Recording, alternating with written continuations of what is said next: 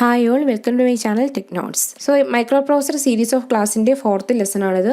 നമ്മൾ already last ക്ലാസ്സിൽ 8085 internal ആർക്കിടെക്ചറിന്റെ ഒരു ഹാഫ് പോർഷൻ കംപ്ലീറ്റ് ചെയ്തിരുന്നു. നമ്മൾ ലാസ്റ്റ് ക്ലാസ്സിൽ എന്തൊക്കെയാണ് പഠിച്ചത്? Accumulator, temporary register, flag register, instruction register, ഈ ഒരു section instruction decoder and machine cycle encoder, പിന്നെ രജിസ്റ്റേഴ്സ് എല്ലാം WZ, BC, DE, HL, stack pointer, program counter. ഇത്രയും സെക്ഷൻസ് ആണ് ലാസ്റ്റ് ക്ലാസ്സിൽ പഠിച്ചത്. സോ ഇത്രയുമാണ് നമ്മൾ ലാസ്റ്റ് ക്ലാസ്സിൽ പഠിച്ചത്. ആ വീഡിയോ കാണാത്തവരുണ്ടെങ്കിൽ അതിന്റെ ലിങ്ക് ഞാൻ ഡിസ്ക്രിപ്ഷനിൽ ഇടുന്നുണ്ട്. അത് ഒന്ന് കണ്ടിട്ട് വരിക, എങ്കിൽ അതിന്റെ കണ്ടിന്യൂഷൻ കിട്ടുള്ളൂ. നമുക്ക് ഇനി റിമൈനിങ് സെഷനിലേക്ക് പോകാം. നമ്മൾ നോക്കുന്നത് ഇൻക്രിമെന്റർ ഓർ ഡിക്രിമെന്റർ അഡ്രസ് ലാച്ച്. അതാണ് നെക്സ്റ്റ് ബ്ലോക്ക്. ഇവിടെ ഈ പ്രോഗ്രാം കൗണ്ടറിന് തൊട്ട് താഴെയായിട്ട് കാണുന്നില്ല, ഇൻക്രിമെന്റർ ഓർ ഡിക്രിമെന്റർ അഡ്രസ് ലാച്ച്. അപ്പൊ അതിന്റെ പേര് നമുക്ക് എന്തൊക്കെ മനസ്സിലാവും? ഇൻക്രിമെന്റ് ഓർ ഡിക്രിമെന്റ് അഡ്രസ് എന്ന് മനസ്സിലാക്കും. അപ്പം അത് തന്നെയാണ് നമ്മൾ ഒരു അഡ്രസ്സിനെ ഇൻക്രിമെന്റ് അല്ലെങ്കിൽ ഡിക്രിമെന്റ് ചെയ്യാൻ വേണ്ടി യൂസ് ചെയ്യുന്നതാണ്. ഏത് അഡ്രസ്സിനെയാണ്? പ്രോഗ്രാം കൗണ്ടർ അല്ലെങ്കിൽ സ്റ്റാക്ക് പോയിന്ററിലെ അഡ്രസ്സിനെ. അപ്പം നമുക്ക് ഓൾറെഡി അറിയാം, നമ്മുടെ രജിസ്റ്റേഴ്സിൽ അഡ്രസ്സ് സ്റ്റോർ ചെയ്യാൻ വേണ്ടി യൂസ് ചെയ്യുന്നതാണ് പ്രോഗ്രാം കൗണ്ടറും സ്റ്റാക്ക് പോയിന്ററും. അപ്പോൾ പ്രോഗ്രാം കൗണ്ടറിൽ എന്താണ് ഉണ്ടാവുക?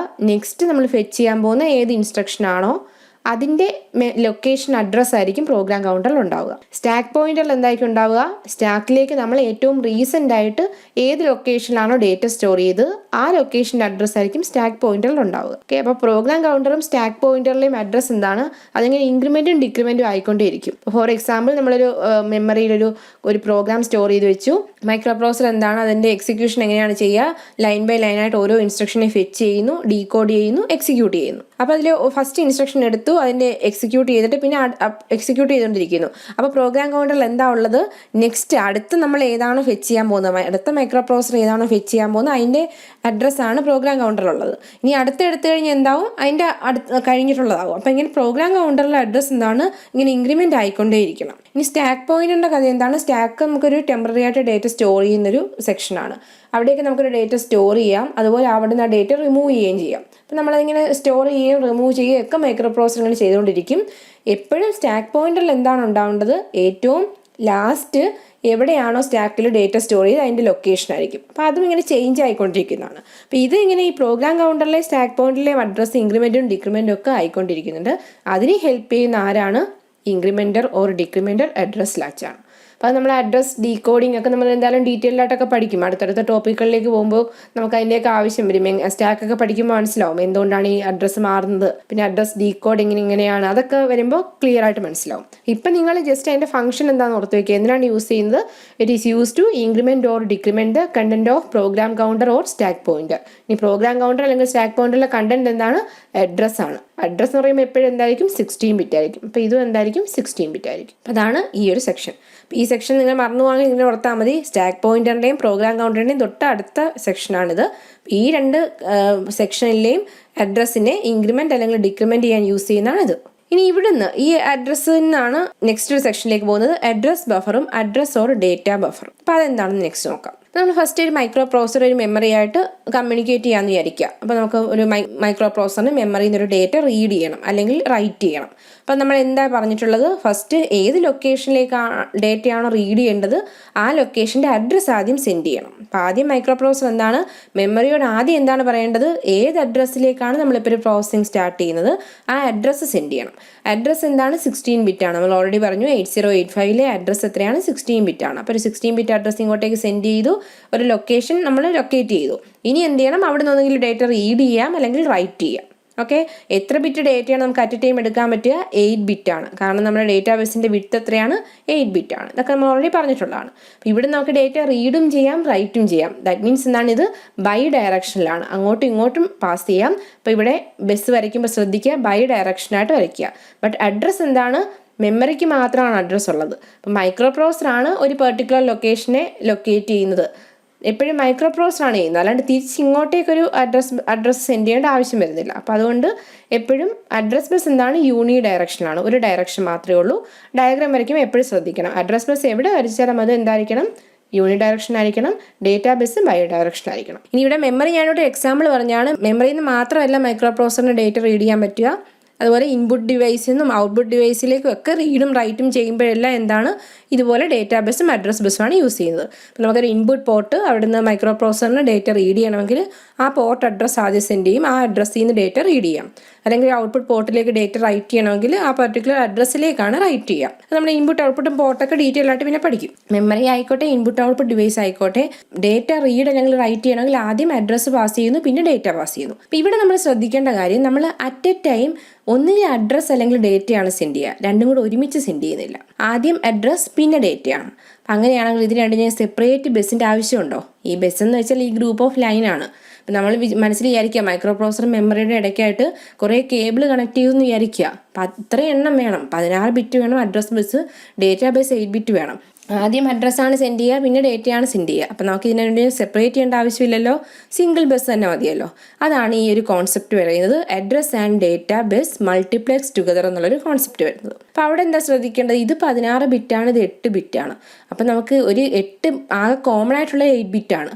ആ 8 ബിറ്റ് മാത്രമേ നമുക്ക് എന്ത് ചെയ്യാൻ പറ്റുള്ളൂ, മൾട്ടിപ്ലെക്സ് ചെയ്യാൻ പറ്റുള്ളൂ. അപ്പം നമ്മുടെ ആദ്യത്തെ കേസ് നമ്മൾ എന്താ പറഞ്ഞത്, ഇവിടെ അഡ്രസ് ബസ് 16 ബിറ്റാണ്, ഡേറ്റാ ബസ് 8 ബിറ്റാണ്. അപ്പം നമുക്ക് അഡ്രസ് ബസ്സിനെ എങ്ങനെ ഡിനോട്ട് ചെയ്യാം, A0 to A15, A for address, A0, A1, A2 up to A15 വരെ, അങ്ങനെ മൊത്തത്തിൽ 16 ബിറ്റ്. അതുപോലെ ഡേറ്റ എങ്ങനെയാണ്, 8 ബിറ്റാണ്, D0, D1, D2 up to D7 വരെ, അങ്ങനെ ഡേറ്റാ ബസ്സും. അപ്പോൾ ഇതാണ്. അപ്പോൾ ഇവിടെ നമ്മൾ എന്താ പറയുന്നത്, ഇതിങ്ങനെ സെപ്പറേറ്റ് വെക്കാൻ നമുക്ക് മൾട്ടിപ്ലെക്സ് ചെയ്യാം. മൾട്ടിപ്ലെക്സ് ചെയ്യുമ്പോൾ എന്താണ്, 8 ബിറ്റ് മാത്രമേ മൾട്ടിപ്ലെക്സ് ചെയ്യാൻ പറ്റുള്ളൂ. ബാക്കി 8 ബിറ്റ് അഡ്രസ് ബസ് എന്താണ്, സെപ്പറേറ്റ് തന്നെ വേണം. അതിനിങ്ങനെയാണ് ഡിനോട്ട് ചെയ്യുക, AD0 to AD7. അപ്പോൾ ആക്ച്വലി നമ്മൾ അഡ്രസ്സിൻ്റെ ലോവർ ബൈറ്റ് എന്ന് വെച്ചാൽ എന്താണ്, A0 to A7. A0 to A15 അല്ലേ അഡ്രസ്സ്, അതിൽ A0 to A7 ലോവർ അഡ്രസ്സും ഈ നമ്മുടെ ഡേറ്റാ ബസ്സും D0 to D7 കൂടെയാണ് മൾട്ടിപ്ലെക്സ് ചെയ്യുക. അപ്പോൾ അതിനെങ്ങനെയാണ് ഡിനോട്ട് ചെയ്യുക, AD0 to AD7. മൾട്ടിപ്ലെക്സ് ചെയ്യാൻ മീൻസ് എന്താണ്, രണ്ടിനും സെയിം ബസ് തന്നെയാണ് യൂസ് ചെയ്യുക.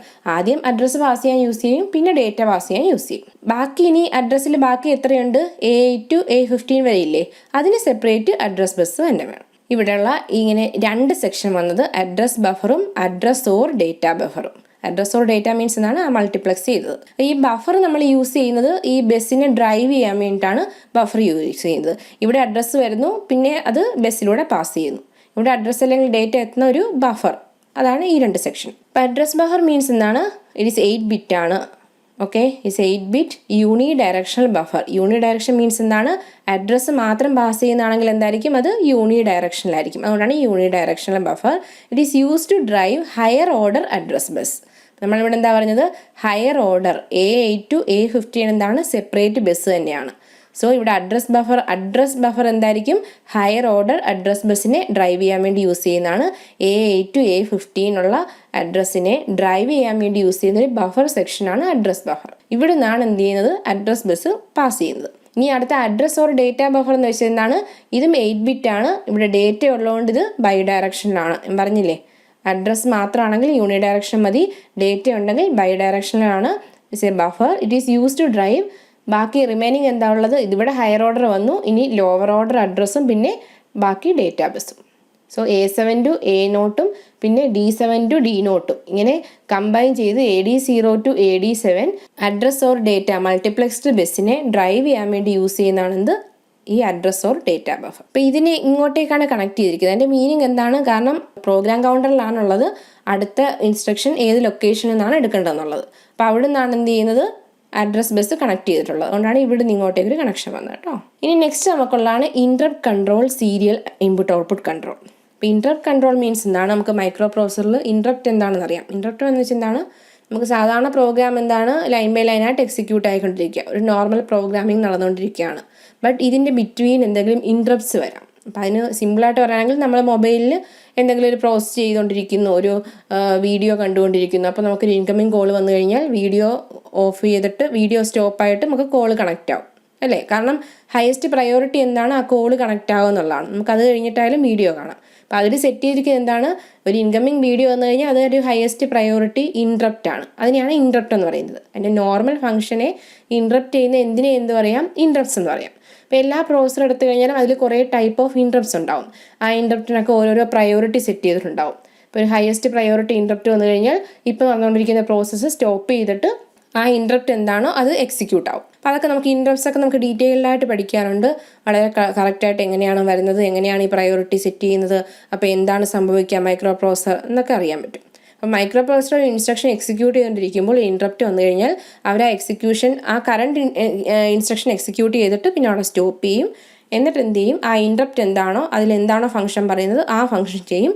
എന്നിട്ട് വീണ്ടും അത് കഴിയുമ്പോൾ വീണ്ടും നമ്മൾ എവിടെയാണോ സ്റ്റോപ്പ് ചെയ്ത എക്സിക്യൂഷൻ വീണ്ടും അത് റീസ്റ്റാർട്ട് ചെയ്യും. അപ്പോൾ ഇവിടെ നമുക്ക് 8085 ഇത്രയും ടൈപ്പ് ഓഫ് ഇൻട്രപ്റ്റ്സ് ആണുള്ളത്. അതിനെ കൺട്രോൾ ചെയ്യുന്ന സെക്ഷനാണിത്. അതല്ലാണ്ട് ഈ കൺട്രോൾ ചെയ്യാൻ വേറെ ഇൻ്റർഫേസിങ് IC ഒക്കെ ഉണ്ട്. അതൊക്കെ നമുക്ക് ഡീറ്റെയിൽ ആയിട്ട് പിന്നെ പഠിക്കാം. ഇപ്പോൾ നിങ്ങളിപ്പോൾ ഓർക്കുക 805 5 ടൈപ്സ് ഓഫ് ഇൻട്രപ്റ്റ് ആണുള്ളത്. അതാണ് ഇവിടെ നോക്കിയ ട്രാപ്പ് ഇൻട്രപ്റ്റ്, പിന്നെ RST 7.5, RST 6.5, RST 5.5, INTR. ഇത്രയാണ് 5 ഇൻട്രപ്റ്റ്. ഇതൊക്കെ നമ്മൾ കറക്റ്റായിട്ട് പഠിക്കും കേട്ടോ. അപ്പോൾ ഇത് ഇത്രയാണ് 5 ഇൻട്രപ്റ്റ്. ഇനി ഈ ഒരു സിഗ്നൽ മാത്രം കണ്ടോ, ഇത് പുറത്തേക്കാണ് പോകുന്നത്, ബാക്കിയെല്ലാം ഇൻകമിങ് ആണ്. കാരണം പ്രോസസ്സറിലേക്ക് പുറത്തുനിന്ന് വരുന്ന ഇൻട്രപ്റ്റ്സ് ആണ് ഇതൊക്കെ. ഓക്കെ, എക്സ്റ്റേണലി വരുന്ന ഇൻട്രപ്റ്റ് ആണ് ഇതൊക്കെ. ബട്ട് ഇത് അങ്ങോട്ടേക്ക് പോകുന്നു. ഇതെന്താണ്? INTA, that is interrupt acknowledge എന്നാണ്. ഈ ഇൻട്രപ്റ്റ് വരുമ്പോൾ, ഈ INTR എന്നുള്ളൊരു ഇൻട്രപ്റ്റ് വരുമ്പോൾ അതിനെ അക്നോളജ് ചെയ്യാൻ വേണ്ടി യൂസ് ചെയ്യുന്ന സിഗ്നലാണ് INTA എന്നുള്ളത്. അതാണ് ഇൻട്രപ്റ്റ് ടെക്നോളജി കേട്ടോ. അപ്പോൾ അത് മാത്രമാണ് ഇങ്ങനെ ഔട്ട് സൈഡിലേക്ക് വരച്ചിരിക്കുന്നത്. ബാക്കിയെല്ലാം എന്താണ്? ഇൻകമിങ് ആണ്.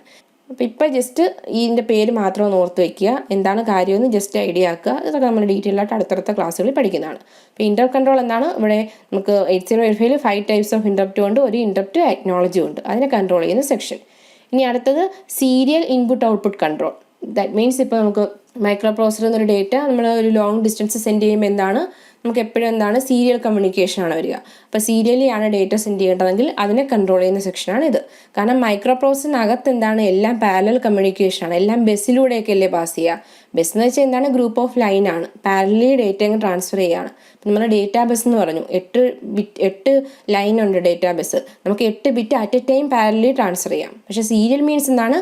ബിറ്റ് ബൈ ബിറ്റായിട്ട്, ഓരോരോ ബിറ്റായിട്ട്, ഒരു സിംഗിൾ ലൈനേ ഉള്ളൂ, ബിറ്റ് ബൈ ബിറ്റായിട്ട് പാസ് ചെയ്യുന്നതാണ് സീരിയൽ കമ്മ്യൂണിക്കേഷൻ. അപ്പം മൈക്രോ പ്രോസസ്സർ വേറൊരു ഡിവൈസായിട്ട് കണക്ട് ചെയ്തു, അത് സീരിയൽ കമ്മ്യൂണിക്കേഷൻ സപ്പോർട്ട് ചെയ്യുന്നതാണെങ്കിൽ, അല്ലെങ്കിൽ മൈക്രോ പ്രോസസ്സറിന് വേറൊരു ലോങ് ഡിസ്റ്റൻസിലേക്ക് ഒരു ഡേറ്റ സെൻഡ് ചെയ്യണമെങ്കിൽ എപ്പോഴും എന്തായിരിക്കും? സീരിയൽ കമ്മ്യൂണിക്കേഷൻ ആയിരിക്കും. അപ്പോൾ സീരിയൽ കമ്മ്യൂണിക്കേഷനെ കൺട്രോൾ ചെയ്യുന്ന സെക്ഷനാണ് സീരിയൽ ഇൻപുട്ട് ഔട്ട്പുട്ട് കൺട്രോൾ. അപ്പോൾ ഇവിടെ ഇതിന് 2 പിന്നാണുള്ളത്. ഒന്ന് SIDയും അത് ഇൻകമിങ് ആണ്, ഒന്ന് SOD ഔട്ട് ഗോയിങ്. അത് കാണുമ്പോഴേ മനസ്സിലാവുമല്ലോ. SID means serial input data, SOD എന്തായിരിക്കും? Serial output data. ഓക്കെ, SIDയിലൂടെ എന്താണ്? ഈ പിന്നിലൂടെയാണ് ആ ഇൻകമിങ് ഡേറ്റ വരുന്നത്. അപ്പോൾ മൈക്രോ പ്രോസസ്സറിനകത്തേക്ക് സീരിയലിയാണ് ഡേറ്റ വരുന്നതെങ്കിൽ ഈ സീരിയൽ ഇൻപുട്ട് ഡേറ്റ എന്നുള്ളൊരു സിംഗിൾ പിന്നിലൂടെ ബിറ്റ് ബൈ ബിറ്റായിട്ട് വരും. ഇനി മൈക്രോ പ്രോസസ്സറിന് സീരിയലി വേറൊരു ഡിവൈസിലേക്ക് ഒരു ഡേറ്റ സെൻഡ് ചെയ്യണമെങ്കിൽ ഇതിലൂടെ ബിറ്റ് ബൈ ബിറ്റായിട്ട് സെൻഡ് ചെയ്യും. അതാണ് serial output data.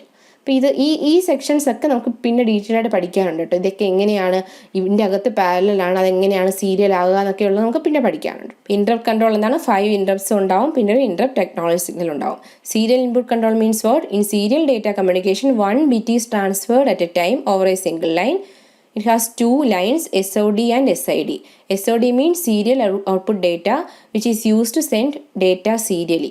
SID means serial input data, which is used to receive data serially. ഇനി അടുത്തൊരു സെക്ഷനാണ് ടൈമിംഗ് ആൻഡ് കൺട്രോൾ സെക്ഷൻ. ഈ ടൈമിംഗ് ആൻഡ് കൺട്രോൾ സെക്ഷനെയാണ് ആക്ച്വലി മൈക്രോ പ്രോസസ്സിൻ്റെ ഫുൾ പ്രോസസ്സിനെയും കൺട്രോൾ ചെയ്യുന്ന ഈ സെക്ഷനാണ്. ആ പ്രോസസ്സിനെ കൺട്രോൾ ചെയ്യാൻ വേണ്ട എല്ലാ റിക്വയർഡ് സിഗ്നൽസും ജനറേറ്റ് ചെയ്യുന്ന ഇവരാണ്. അപ്പം നിങ്ങൾ ഈ ഡയഗ്രത്തിൽ നോക്കി അറിയാം, ഈ ഒരു സെക്ഷനിൽ എല്ലാത്തിലേക്കും കണക്ഷൻ ഉണ്ട്. അപ്പോൾ ഡയഗ്രാം നിങ്ങൾ വരയ്ക്കുമ്പോൾ ബാക്കിയെല്ലാം വരച്ചിട്ട്, അപ്പോൾ ഇതൊക്കെ എങ്ങനെയാണ് വരയ്ക്കേണ്ടതെന്ന് നമ്മൾ പറഞ്ഞു തന്നു, ഞാൻ കഴിഞ്ഞ ക്ലാസ്സിൽ പറഞ്ഞിട്ടുണ്ട്. ഇവിടെ നമുക്ക് എന്താണ്? ഇത് യൂണി ഡയറക്ഷൻ, ഇത് ബൈ ഡയറക്ഷൻ, പിന്നെ ഇത് സീരിയൽ അങ്ങോട്ടും ഇങ്ങോട്ടും കമ്മ്യൂണിക്കേഷൻ ഉണ്ട്, അതുകൊണ്ട് ബൈ ഡയറക്ഷനാണ്. ഇവിടെയും അങ്ങോട്ടും ഇങ്ങോട്ടും കമ്മ്യൂണിക്കേഷൻ ഉണ്ട്, കാരണം ഇൻട്രപ്റ്റ് വരുന്നുണ്ട്, അതിനെ അക്നോളജ് ചെയ്യണം. 2 ഡയറക്ഷനുണ്ട്. അപ്പോൾ ഇതും ബൈ ഡയറക്ഷൻ വരയ്ക്കണം. ഇനി നമുക്ക് ഈ ഒരു സെക്ഷൻ മാത്രമേ ഉള്ളൂ വരയ്ക്കാൻ പഠിക്കാൻ. അപ്പോൾ ഇത് നോക്കിക്കഴിഞ്ഞാൽ എല്ലാത്തിലേക്കും കണക്ഷൻ ഉണ്ട്. അപ്പോൾ ഇവിടെ നിന്ന് നമുക്ക് ഇങ്ങനെ ഒരു ലൈൻ വന്നിരിക്കുന്നു, ഇതിലേക്ക് കണക്ഷൻ ഉണ്ട്, ഇവിടേക്കുണ്ട്, ഇവിടേക്ക് എത്തിയിട്ടുണ്ട്. അതുപോലെ ഇവിടുന്ന് ഏലിലേക്കുണ്ട്, ഇതിലേക്ക് എല്ലാത്തിലേക്കും കണക്ഷൻ വരക്കണം. കാരണം ഇവരാണ് എല്ലാത്തിനെയും കൺട്രോൾ ചെയ്യുന്നവർ. ഇവരുടെ ഈ കൺട്രോൾ സെക്ഷൻ ജനറേറ്റ് ചെയ്യുന്ന സിഗ്നലിന് കറസ്പോണ്ടിങ് ആയിട്ടാണ് മൈക്രോ പ്രോസസ്സർ ഫുള്ള് വർക്ക് ചെയ്യുന്നത്. അതുപോലെ മൈക്രോ പ്രോസസ്സർ ഇതിൽ നിന്ന് കുറേ സിഗ്നൽസ്, ഔട്ട് ഗോയിങ് കുറേ സിഗ്നൽസ് ഉണ്ട്.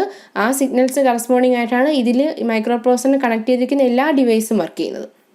അപ്പോൾ എല്ലാ കാര്യങ്ങളും കൺട്രോൾ ചെയ്യുന്ന സെക്ഷനാണ് ടൈമിംഗ് ആൻഡ് കൺട്രോൾ സിഗ്നൽസ്. അപ്പോൾ ഇത് കുറേ സിഗ്നൽസ് ജനറേറ്റ് ചെയ്യുന്നുണ്ട്. ഇവിടെ കണ്ടില്ലേ, റീസെറ്റ് നമ്മൾ ഡിവൈഡ് ചെയ്ത് വെച്ചിട്ടുണ്ട്. DMA signals, reset signals, status signals, control signals എന്നൊക്കെ പറഞ്ഞ് കുറേ സിഗ്നൽസ് ഉണ്ട്. അപ്പോൾ ഈ സിഗ്നൽസ് എല്ലാം നമുക്ക് അടുത്ത ക്ലാസ്സിൽ ഡീറ്റെയിൽ ആയിട്ട് പഠിക്കാം കേട്ടോ. അപ്പം നിങ്ങൾക്ക് ആക്ച്വലി അടുത്തത് പിൻ ഡയഗ്രാം പഠിക്കാനുണ്ട്. മീൻസ് ഈ 8085 എന്താണ്, ഒരു IC ആണ്, ഒരു IC ചിപ്പാണ്. ഒരു IC എന്ന് പറയുമ്പോൾ നമുക്ക് കുറേ പിൻ ഉണ്ടാവില്ലേ, അതിൽ 8085 40 പിന്നാണുള്ളത്. അപ്പോൾ ഓരോ പിന്നിൻ്റെ ഫംഗ്ഷൻ പഠിക്കണം. ഓരോ പിന്നെന്ന് വെച്ചാൽ നമ്മൾ ഈ ആർക്കിടെക്ചറിൽ കാണുന്ന ഈ ചുറ്റും കാണുന്ന ഇതേ സിഗ്നൽസ് തന്നെയാണ്. അപ്പോൾ ഈ 5 ഇൻട്രപ്റ്റ്, ഇതിൻ്റെ ഇതെല്ലാം ഓരോ പിന്നാണ്. SID SOD ഓരോ പിന്നാണ്. ഈ അഡ്രസ് ഡേറ്റാബേസ് എല്ലാം ഇത് എന്ന് വെച്ചാൽ ആ 16 ബിറ്റും പ്രത്യേകം പിന്നുണ്ട്. A0 ഒരു പിന്നാണ്, A1 ഒരു പിന്നാണ്. അങ്ങനെ മീൻസ് ഇവിടെ A15 to A8 എന്നാണ് കൊടുത്തിരിക്കുന്നതെങ്കിലും ഓരോരോ പിന്നാണ്. പിന്നെ ഇത്രയും സിഗ്നൽസ്, ഇതാണ് ആ 40 പിന്ന്. അപ്പം നമ്മളത് അടുത്ത ക്ലാസ്സിൽ ആ 40 പിന്നിൻ്റെ ഫംഗ്ഷനാണ് പഠിക്കുന്നത്. ആ 40 പിന്നിൻ്റെ ഫംഗ്ഷൻ പഠിക്കുമ്പോൾ നമ്മൾ ഈ ഓരോ സിഗ്നലിൻ്റെ ഫംഗ്ഷൻ പഠിക്കും കേട്ടോ. അപ്പോൾ ഇത് ക്ലിയർ ആയില്ലേ? ഈ ഒരു ആർക്കിടെക്ചറിൽ നിന്ന് നമുക്ക് പുറത്തേക്ക് കുറേ സിഗ്നൽസ് പോകുന്നുണ്ട്, കുറേ സിഗ്നൽസ് ഇൻകമിങ് വരുന്നുണ്ട്. പിന്നെ ഡയഗ്രാം വരയ്ക്കുമ്പോൾ എന്താ ശ്രദ്ധിക്കേണ്ടത്, ഓരോ ഫംഗ്ഷനും പഠിക്കുക. ഇതിൻ്റെയൊക്കെ ഫംഗ്ഷൻ ഞാൻ കഴിഞ്ഞ ക്ലാസ്സിൽ പറഞ്ഞിട്ടുണ്ട് എങ്ങനെയാണ് വരയ്ക്കുന്നതെന്ന്. ഇന്ന് ആകെ ശ്രദ്ധിക്കേണ്ട കാര്യം എന്താണ്, ഈ ടൈമിംഗ് ആൻഡ് കൺട്രോൾ സിഗ്നൽസിൽ നിന്ന് എല്ലാത്തിലേക്കും ഡയഗ്രാം വരയ്ക്കുക. So timing and control unit എന്താണ്, it is responsible for all operation in 8085. It controls fetching and decoding of ഇൻസ്ട്രക്ഷൻ്റെ ഫെച്ചിങ്ങും ഡീകോഡിങ്ങും ഒക്കെ കൺട്രോൾ ചെയ്യുന്നുണ്ട്. It generate appropriate signals for instruction execution. Plus എന്താണ്, നമുക്കൊരു micro processor ഒരു external ഡിവൈസുമായിട്ട് connect ചെയ്യുമ്പോൾ ഏതൊക്കെയാണോ signals required ആയിട്ടുള്ളത് അതെല്ലാം ഇവരാണ് ജനറേറ്റ് ചെയ്യുക. അപ്പോൾ എല്ലാത്തിനെയും കൺട്രോൾ ചെയ്യുന്നതും പിന്നെ ടൈമിംഗ് സിഗ്നൽസ് എന്ന് വെച്ചാൽ ഉദ്ദേശിക്കുന്നത് നമുക്കൊരു മൈക്രോ പ്രോസസർ വേറൊരു ഡിവൈസായിട്ട് കമ്മ്യൂണിക്കേറ്റ് ചെയ്യുന്നു. അപ്പോൾ മൈക്രോ പ്രോസസർ എന്ന് വെച്ചാൽ ഒരു പെർട്ടിക്കുലർ ഫ്രീക്വൻസിയിലാണ് വർക്ക് ചെയ്യുക. അപ്പോൾ ആ മറ്റേ ഡിവൈസ് എന്ന് വെച്ചാൽ വേറൊരു ഫ്രീക്വൻസിയിലായിരിക്കും വർക്ക് ചെയ്യുക. അപ്പോൾ ഇതെല്ലാം തമ്മിൽ സിങ്ക് ആയി പോകണം, ടൈമിംഗ് ഒക്കെ സിങ്ക് ആവണം. അപ്പോൾ അതൊക്കെ എങ്ങനെയാണെന്ന് ആ സിഗ്നൽസ് പഠിക്കുമ്പോൾ നമുക്ക് ക്ലിയർ ആയിട്ട് മനസ്സിലാവും. അപ്പോൾ ഇതാണ് നമ്മുടെ 8085 മൈക്രോ പ്രോസസറിൻ്റെ ഇൻറ്റേർണൽ ആർക്കിടെക്ചർ. അപ്പോൾ നിങ്ങൾക്ക് ഇത് ഏകദേശം ക്ലിയർ ആയിട്ട് മനസ്സിലായെന്ന് വിചാരിക്കുന്നു. ഇനി എന്തെങ്കിലും ഡൗട്ട് ഉണ്ടെങ്കിൽ നിങ്ങൾ കമൻറ്റ് ചെയ്യുക, അല്ലെങ്കിൽ എൻ്റെ ഡിസ്ക്രിപ്ഷനിൽ ഞാൻ മെയിൽ ID കൊടുത്തിട്ടുണ്ട്, അതിലേക്ക് മെയിൽ ചെയ്താലും മതിയാവും. അപ്പോൾ ഇത്രയും നിങ്ങൾക്ക് മനസ്സിലായെന്ന് വിചാരിക്കുന്നു. നിങ്ങൾക്ക് ക്ലാസ് ഇൻട്രസ്റ്റ് ആയിട്ട് തോന്നുന്നെങ്കിൽ തീർച്ചയായിട്ടും ചാനൽ സബ്സ്ക്രൈബ് ചെയ്യുക, നിങ്ങളുടെ ഫ്രണ്ട്സിനോട് ഷെയർ ചെയ്യുക. Thank you for watching.